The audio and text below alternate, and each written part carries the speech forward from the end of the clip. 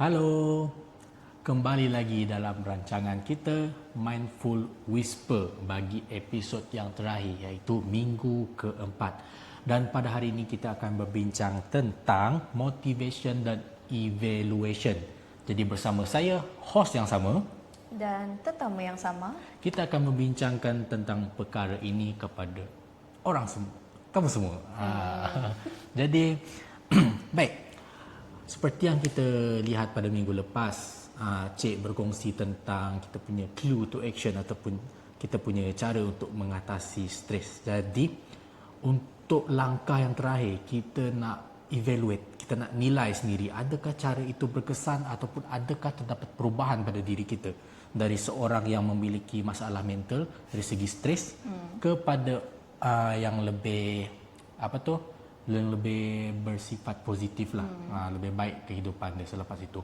Jadi selepas Cik buat aktiviti-aktiviti untuk meriliskan stres, tekanan daripada kerja-kerja ataupun tugasan sebagai seorang pelajar ni, apa yang Cik rasa?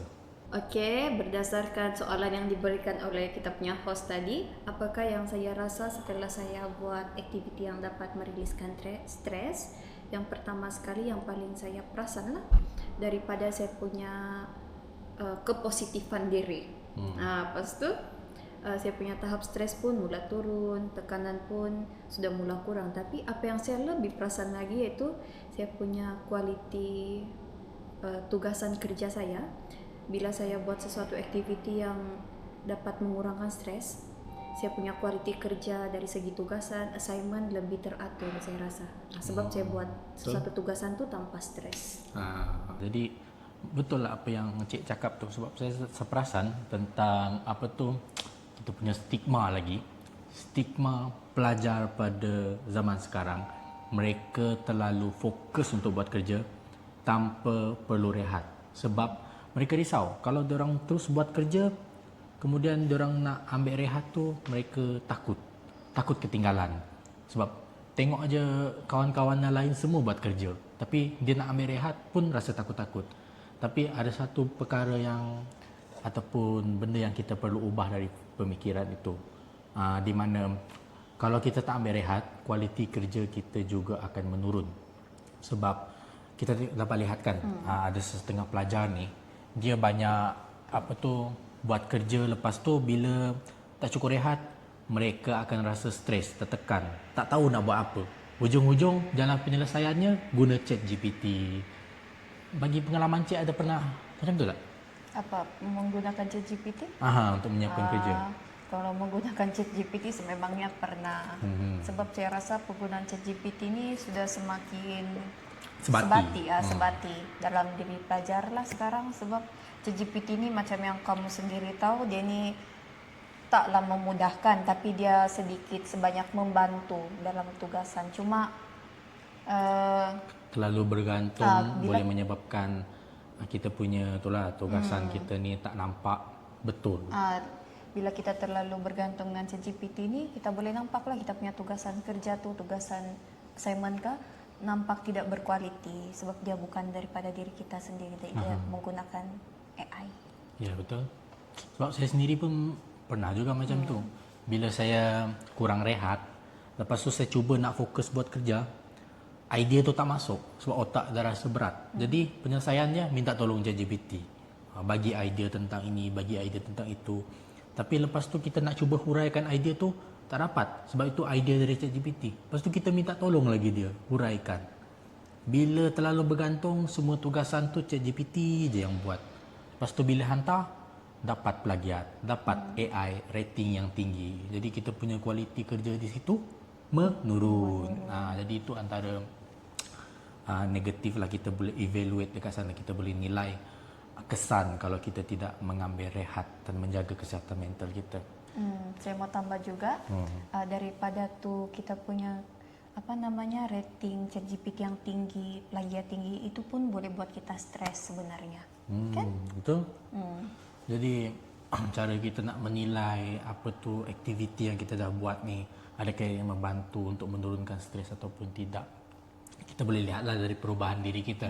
Dari mula-mula tu mungkin dapat murung ataupun bersendirian, ataupun sentiasa stres, tapi lepas tu kita ada vibe yang positif. Jadi bagi Cik, apakah nasihat ataupun cara untuk orang-orang di luar sana untuk mengatasi stres ini? Okey, ini saya punya nasihat untuk kepada orang-orang di luar sana yang mengalami stres. Jadi apa yang saya boleh nasihat adalah, yang pertama adalah saya mencadangkan kamu semua untuk memastikan yang pertama sekali, yang paling penting adalah kita punya kualiti tidur.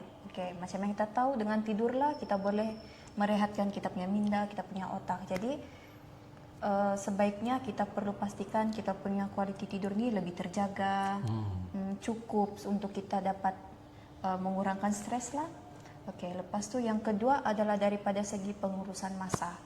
Pengurusan masa pun adalah salah satu faktor yang boleh membawa kepada stres lah. Contoh kalau kita ada assignment, sebaiknya kita buat awal tanpa menangguh. Sebab bila kita tangguh kita punya assignment, lepas tu sudah mau dekat due date, kita belum buat, itu pun salah satu faktor yang boleh membuat kita stres. Jadi antara dua faktor inilah saya rasa yang boleh kurangkan stres, iaitu pertama adalah dengan kualiti tidur yang baik, dan yang kedua adalah dengan pengurusan masa yang baik. Kan? Kamu ada mau tambah lagi? Ya, saya setuju dengan kualiti tidur. Sebab orang yang cukup tidur dengan orang yang tak cukup tidur ni cara berfikir dia orang lain. Jadi orang yang cukup tidur ni, otak dia dah rehat cukup pada waktu malam. Jadi cara dia berfikir, impuls saraf dalam otak dia berfungsi, bergabung. Jadi bila kita tanya soalan dengan mereka, mereka akan jawab dengan lancar, baik. Tapi kalau kita tanya dengan orang yang tidak cukup tidur, mereka akan jawab macam sepatah-sepatah sebab otak mereka tak berapa nak berfikir lah, penat rasa dia. Jadi kita dapat lihat di situ antara cara-cara kita nak evaluate lah kita punya keberkesanan untuk menangani stres ini. Jadi kesimpulannya, apa yang kita buat pada minggu pertama, kedua, ketiga dan keempat ini semuanya penting untuk kesihatan mental kita, terutamanya dalam konteks pelajar, ya. Sebab pelajar memang bila kita nak berjaya, kita memang akan seiring dengan stres atau tekanan yang mengganggu kesihatan mental kita. Tetapi kita sendiri ada cara untuk mengatasinya supaya kita boleh sambung pelajaran kita tanpa stres. Kita boleh berjaya, kita boleh mencapai kejayaan, graduate dengan baik dan mendapatkan kerja yang baik suatu hari nanti. Jadi itu saja daripada kami.